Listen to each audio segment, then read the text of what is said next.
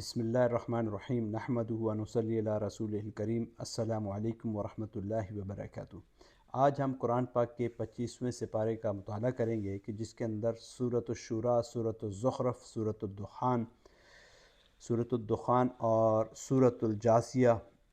کا مطالعہ کریں گے، جس کے اندر اللہ سبحانہ وتعالیٰ کی قدرت، قرآن کی عظمت، آخرت کی حقیقت اور زندگی کے مقاصد کو ذکر کیا گیا ہے۔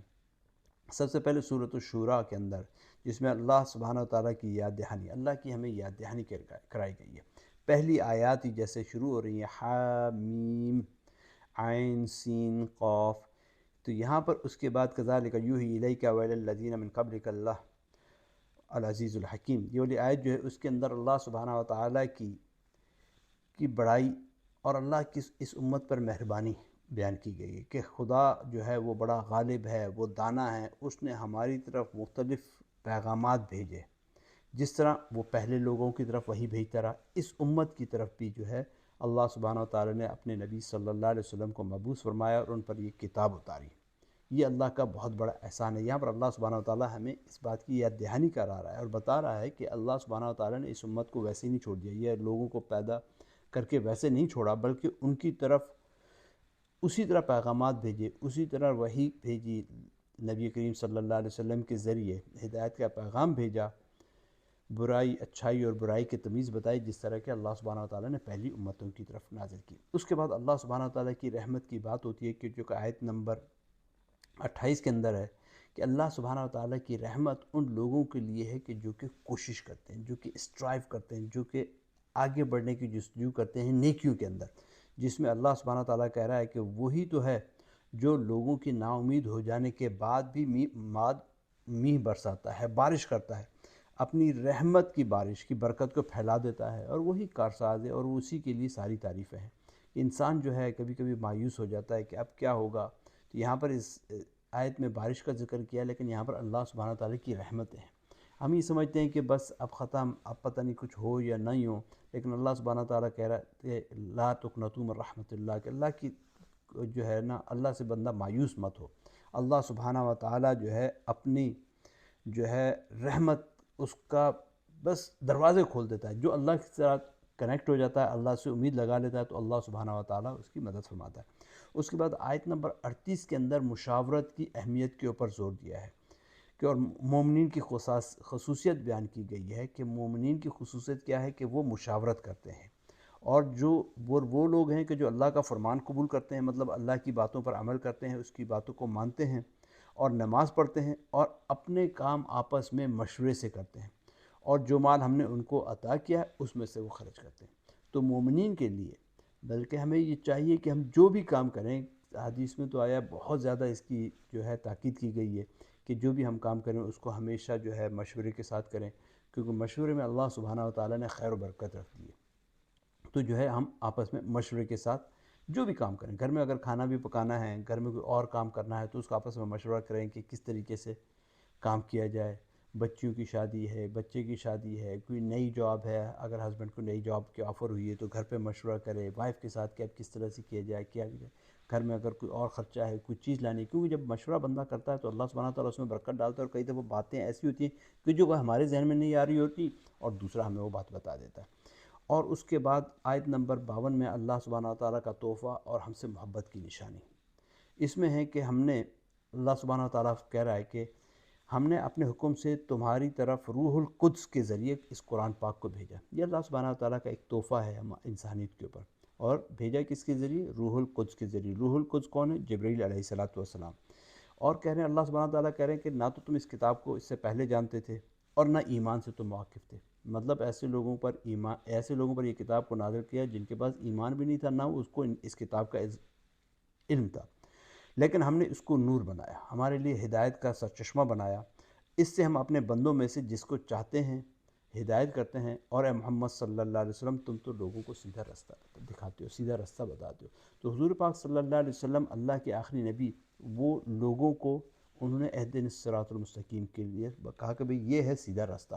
اس پر چلو گے تو کامیاب ہو جاؤ گے، باقی ہدایت دینے والی اللہ کی ذات ہے۔ تو یہاں پر قرآن پاک کی پہلے بھی آ چکا ہے، ہم پہلے مطالعہ کر چکے ہیں اور آگے بھی آ رہے ہیں کہ قرآن پاک کو اللہ سبحانہ وتعالیٰ نے جبرائیل روح القدس جو ہے تفاسیر میں آیا کہ وہ جبرائیل علیہ السلام ہی ہیں کہ جن کے ذریعے جو ہے اللہ سبحانہ وتعالیٰ نے وہی جو ہے حضور پاک صلی اللہ علیہ وسلم پر نازل فرمائی۔ اس کے بعد سورۃ زخرف شروع ہو جاتی ہے کہ جس میں قرآن کی عظمت اور تفصیل اور قرآن کا تعارف ہے کہ اس میں بتایا گیا حامیم والکتاب المبین انا جعلناہ قرآنا عربیا لعلکم تعقلون، کیا ہم نے اس زبان کو جو ہے عربی زبان میں نازل کیا تاکہ تم سمجھو، کیونکہ عرب کے لوگ جو تھے، کیونکہ عرب میں نازل ہوئی، عرب کے لوگوں کی زبان عربی تھی، اور وہ اپنے آپ کو بڑا فصیح اور بلیغ سمجھتے تھے کہ ان کی شاعری جو ہے اس ٹائم اور قصہ گوئی وہ کمال پر تھی اور بالکل پیک پر تھی۔ تو قرآن پاک کا ان کے اوپر نازل کرنا اور پھر بتانا کہ یہ تاکہ تمہارے پر عربی میں اس نے نازل کیا گیا، قرآن پاک کسی اور زبان میں بھی اللہ نازل کر دیتا، لیکن وہ لوگ جو تھے اس ٹائم دنیا کے اندر اگر دیکھا جائے تو عربی جتنی فصاحت اور بلاغت تھی اس علاقے میں تھی، تو ان کے اوپر نازل کیا اور بتایا کہ عربی میں نازل کیا گیا تاکہ تم اس کو سمجھ سکو، اس سے سیکھ سکو اور اس پر عمل کر سکو۔ اور اس کے بعد بتایا وَإِنَّهُ فِي أُمِّ الْكِتَابِ لدینا لعلی حکیم، اور یہ کتاب یعنی لوح محفوظ میں ہمارے پاس لکھی ہوئی ہے اور بڑی فضیلت اور حکمت والی کتاب ہے۔ اللہ سبحانہ وتعالیٰ نے اس کتاب کو اتار کر سب سے پہلے تو اپنے پاس لوح محفوظ میں رکھا، اور آخرت تک یہ کتاب اللہ سبحانہ وتعالیٰ کے پاس محفوظ ہے، اور اللہ سبحانہ وتعالیٰ نے اس کتاب کو ہزاروں لاکھوں کروڑوں حفاظ کے دلوں میں اس کتاب کو محفوظ کر دیا۔ یہ آپ دیکھیں گے 1450 سال ہو گئے ہیں، اللہ سبحانہ وتعالیٰ کے فضل و کرم سے اس کتاب میں ایک لفظ کی بھی ہیر پھیر اور تبدیلی نہیں ہو سکی۔ تو یہ اللہ سبحانہ وتعالیٰ کی ایک طرف سے کتاب ہے، اور یہ اگر کسی کو عربی جیسے میں نے پہلے بھی کہا نہیں آتی تو وہ اس کے ٹرانسلیشن ہے، اس کی تفاسیر ہیں، بندہ اس کو پڑھے اور اس قرآن پاک کو سمجھنے کی کوشش کرے۔ اس کے بعد اللہ سبحانہ وتعالیٰ آیت نمبر 33 سے لے کر 35 تک دنیاوی زیبائش کی عارضیت کی بات کر رہا ہے کہ دنیا کی زندگی عارضیت ہے اور آخرت کی زندگی جو ہے وہ ہمیشہ رہنے والی۔ دنیا میں چاہے کوئی ایک بندہ 1 سال کے لیے آئے، 100 سال کے لیے آئے، 150 سال کے لیے آئے، جتنے بھی سال کے لیے آئے، لیکن بالآخر ایک نہ ایک دن اس کی زندگی جو ہے وہ ختم ہو جائے گی، اور پھر وہ آخرت کی زندگی ہے کہ جس میں اللہ سبحانہ تعالیٰ آیت نمبر 35 میں فرما رہا ہے، اور ہم نے دنیا جو ہے اس میں زندگی کا سامان تھوڑا ہے، یہ جو نمائش اور شہرت اور جو اس کے اندر فینسی تھنگس ہیں یہ بہت تھوڑی ہیں، اور آخرت تمہارے لیے تمہارے ہاں تمہارے پروردگار کے ہاں آخرت جو ہے وہ پرہیزگاروں کے لیے، اور اس میں بڑا حصہ اللہ سبحانہ تعالیٰ نے کہا آخرت میں جب پرہیزگار جائیں گے اور ان کو آخرت کی جو وعدے اللہ سبحانہ تعالیٰ نے کیے ہوں گے تو وہ خوش ہوں گے، اور جن کے ساتھ برا لوگ کریں گے، جو برا کام کر رہے ہیں، گناہ گار ہوں گے، جن کے اوپر اللہ کا غیظ و غضب ہوگا تو وہ سزا کے مستحق ہوں گے۔ اس کے بعد حضرت عیسیٰ علیہ السلام کا ذکر ہے آیت نمبر 57 سے لے کر آنور تھوڑا سا۔ اس کے بعد سورۃ الدخان شروع ہو جاتی ہے۔ سورۃ الدخان میں اگین پھر دوبارہ اللہ سبحانہ تعالیٰ کو حامیم سے شروع کر رہا ہے، والکتاب المبین انا انزلناہ فی لیلۃ مبارکۃ انا کنا منذرین، ہم نے اس قرآن پاک کو اس مبارک رات میں نازل فرمایا، ہم تو رستہ دکھانے والے ہیں۔ تو اللہ سبحانہ تعالیٰ پھر بتا رہا ہے، اور مبارک رات کون سی ہے؟ انا انزلناہ فی لیلۃ القدر وما ادراک ما لیلۃ القدر لیلۃ القدر خیر من الف شہر، انا انزلناہ سورۃ القدر اس کی آیات ہیں۔ اور پہلے بھی اللہ سبحانہ تعالیٰ نے بتایا کہ قرآن پاک کو جو ہے اللہ سبحانہ تعالیٰ نے رمضان المبارک کے مہینے میں نازل کیا، اور جبرائیل علیہ السلام اس قرآن پاک کو لے کر نازل ہوئے، اور یہ کتاب جو ہے اللہ سبحانہ تعالیٰ والکتاب، جہاں کہیں بھی وا کا لفظ آ رہا ہے تو آپ دیکھیں اس کا مطلب مطلب قسم کے سینس میں، جیسے ہم کہتے ہیں والعصر عصر کی قسم، والضحیٰ ضحیٰ کی قسم، واللیل رات کی قسم، جہاں جہاں وا اور لام آ رہا ہے تو جیسے ہم کہتے ہیں واللہ مطلب اللہ کی قسم، تو یہاں پر بھی جیسے ہے تو یہ کتاب والکتاب المبین روشن کتاب کی قسم اللہ سبحانہ تعالیٰ کا کر کہہ رہا ہے کہ ہم نے اس قرآن کو، حالانکہ اللہ سبحانہ تعالیٰ کو قسمیں کھانے کی ضرورت نہیں ہے، لیکن بات کو مضبوط کرنے کے لیے، اس انسان کو سمجھانے کے لیے اللہ سبحانہ تعالیٰ نے انہی کتابوں میں انہی لوگوں کی مثالوں میں سے لے کر کے قسمیں کھائیں اور بتایا، اور پھر اس میں فرمایا کہ اسی رات میں، مطلب اسی رات میں، انہی راتوں میں رمضان میں جو ہے تمام حکمت کے کام، تمام فیصلے کیے جاتے ہیں، اللہ سبحانہ تعالیٰ کی سے فیصلوں کی رات ہے۔ اور اس کے بعد آیت نمبر 28 سے لے کر 31 تک آگے قوم فرعون ہے، اس کا انجام ہے، ہم پہلے بھی آیات میں پڑھ چکے ہیں، فرعون کا ذکر تو یہاں پر ہے۔ اس کے بعد اللہ کی رحمت کا اور نجات کا وعدہ ہے، اور جنت کا وعدہ ہے جو کہ آیت نمبر 57 کے اندر آیا، اور اس کے بعد والی آیت نمبر 58 کے اندر فضلا من ربک ذلک هو الفوز العظیم، یہ تمہارے پروردگار کا فضل ہے، اور میرے پروردگار کا فضل ہی سب بڑی سب سے بڑی کامیابی ہے۔ اللہ سبحانہ تعالیٰ کہہ رہا ہے کہ یہ سب کچھ جو تمہارے پاس ہے یہ سب کچھ تمہارے اللہ کا فضل و کرم ہے، اور یہی کامیابی ہے کہ ہمارے پاس اللہ کی دی ہوئی نعمتیں ہیں۔ اگر ہم سے اپنی اللہ دی ہوئی نعمتیں چھین لے، سب سے بڑی نعمت تو یہ ایمان کی نعمت ہے کہ جو اللہ سبحانہ تعالیٰ نے دی ہے، اور یہی بڑی کامیابی ہے۔ اور پھر اللہ سبحانہ تعالیٰ کا فَإِنَّمَا يَسَّرْنَاهُ بِلِسَانِكَ لَعَلَّهُمْ يَتَذَكَّرُونَ کہ ہم نے اس قرآن کو تمہاری زبان میں آسان کر دیا تاکہ یہ لوگ نصیحت پکڑ سکیں۔ تو قرآن پاک پڑھنے میں، میمورائز کرنے میں، سمجھنے میں، اس پر عمل کرنے میں بہت زیادہ آسان ہے، اور اس وجہ سے کیا گیا ہے تاکہ ہم اس کے اوپر جو ہے عمل کر سکیں۔ اللہ سبحانہ تعالیٰ بار بار اس کا جو ہے ذکر کر رہا ہے قرآن پاک، اور میں بھی جتنے بھی ابھی ہم سیشن ہو چکے اب تک ولاگ، تو اس میں بار بار زور دے رہا ہوں قرآن پاک، قرآن پاک، اس کتاب کو پکڑ لو، اس کتاب کو پڑھ لو، اسی میں ہدایت ہے۔ اس کے بعد اللہ سبحانہ تعالیٰ سورۃ الجاثیہ کے اندر، سورۃ الجاثیہ شروع ہوتی ہے، اس کی اللہ کی نشانیوں کی بات کی جاتی ہے کہ کائنات میں اللہ کی نشانیوں کا ذکر ہے، اور پھر انسان کی غفلت کا ذکر ہے۔ اس کے اندر